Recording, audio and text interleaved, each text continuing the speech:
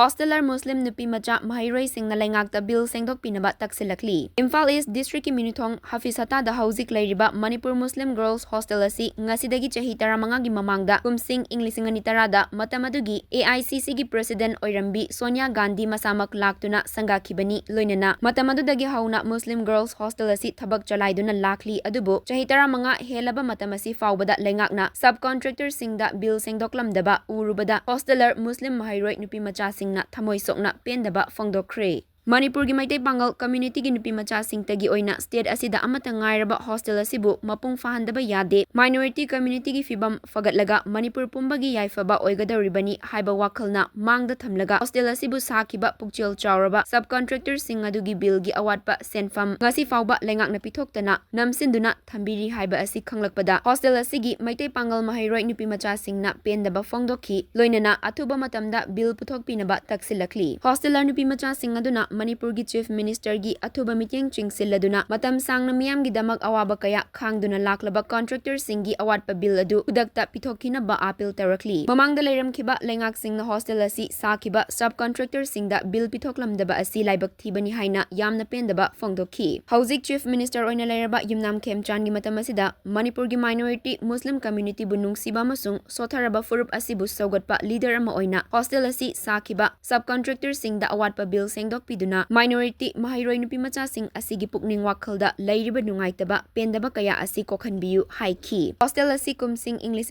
da saba loikhrabasu subcontractor sing asibu chahi karagi tungda amuk kawraktuna thongnau fencing na chingba nauna sem saba tawkhiba adugi selfam lupa lakh 38 ni mamangda pithoktuna lehauba senfam ga pulaga lupa lakh 65 asi pending lairibani anauba lenga kasina bill gi senfam asi athubada pithokpiyo haina subcontractor L.Tomba na lenga ki mityeng chingsilakli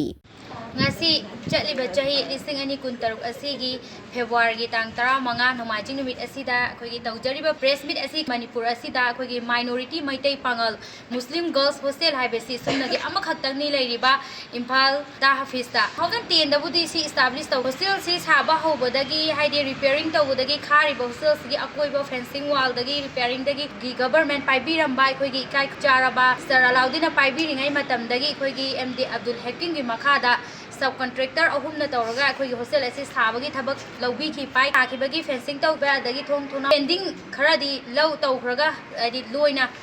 pithoktabagi haiba tare process pending laibasing asi gi matangda akhoi gi chahi thengkhang kaya da masigi process pending lairiba kaya asi loishinaba che sangna chingba tongan tonba office authority da department da thajinduna laklaba phauda ngasi phaubada sigi matang asida loishinba nai pending paisa asi loishin bidabadagi akhoi gi matamduda akhoi gi contractor oina hostel asibu sabada thogai kya lo L.Tomba na lakpiduna angbiduna mayam punna amuktang tamina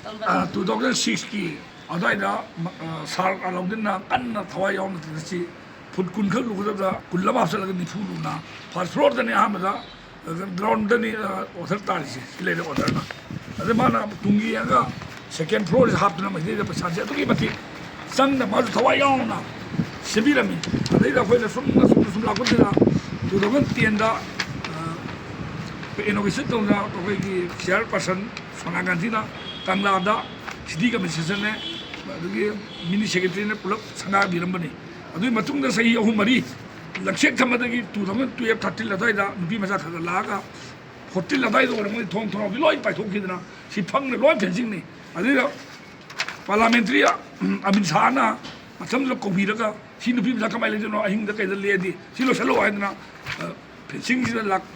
कुनमेयाम Tarangini सी थोंग थोंग समदा तार पुथा threat अमु लेरंगनी extra item दा अदो बिनजिगी प्रतिबोना लाख 40 मु लेनी P ना कन लेने दु मसक मखा हापकी बसी होगी होसे नि मिया खलबु सामगा कुनमेया लेने बसी अदो अखोय जु थवाय याव सुजगी मनी होमंग ममनी लाइबा हा मे गवर्नमेंट सिंजना करियानी मोगी पुसीदा मोगी मरी मता नंगदा नतरी बिनपी दब मोंगदा सतदना बिनपी द लाए रि पालिबा अनु सरकार की कोई साल ऑनरेबल सेम युनाम खेमचान साहेबती तसेंग हेक जेंबदा मियामगी थमोय चिंगसनबा मयांगी दब कथोक माली अदना थमोय चेंग सुजगी बथमोय सि अमदंग मी थाबिरागा अंगांग मसासिनसु हुंगाना लाइक तमजसनु इसूलजी मंदिर गुमनी ꯁꯤꯗ ꯃꯤ ꯀꯌꯥ ꯑꯃ ꯍꯧꯗꯅ ꯄꯨꯟꯁꯤ ꯆꯨꯞꯄ ꯅꯨꯄꯤ ꯃꯌꯥꯝꯁꯤꯒꯤ ꯄꯨꯟꯁꯤ ꯀꯟꯕꯅꯤ ꯍꯥꯏꯅ ꯈꯜꯂꯒ ꯊꯃꯣꯏ ꯁꯦꯡꯅ ꯍꯨꯃꯥꯡ ꯃꯃꯟꯗꯨ ꯑꯣꯏꯕꯒꯤꯗꯃꯛꯇ ꯉꯁꯤ ꯍꯣꯅꯦꯕꯜ ꯁꯦꯝꯅ ꯃꯤꯠꯌꯦꯡ ꯆꯪꯕꯤꯗꯅ ꯑꯃꯨꯛꯇꯪ ꯕꯤꯟꯁꯤ ꯄꯤꯊꯣꯛꯄꯤꯅꯕ ꯍꯣꯅꯦꯕꯜ ꯁꯦꯝꯒꯤ ꯄꯨꯛꯅꯤꯡ ꯆꯤꯡꯁꯤꯟꯖꯔꯤ ꯄꯥꯜꯂꯤꯕ ꯒꯣꯔꯃꯦꯟꯁꯤꯕꯨ ꯃꯥꯅ ꯇꯦꯟꯅ ꯄꯨꯟꯁꯤ ꯆꯨꯞꯄ ꯕꯤꯍꯥꯔ ꯕꯦꯡꯒꯣꯜꯗꯧꯅ ꯁꯥꯡꯅ ꯄꯥꯟꯗꯅ ꯃꯤꯌꯥꯝꯒꯤ ꯈꯜꯂꯒ ꯊꯕꯛ ꯇꯧꯕꯤꯔꯛꯀꯅꯤꯅ ꯑꯁꯥ ꯆꯥꯎꯅ ꯇꯧꯖꯩ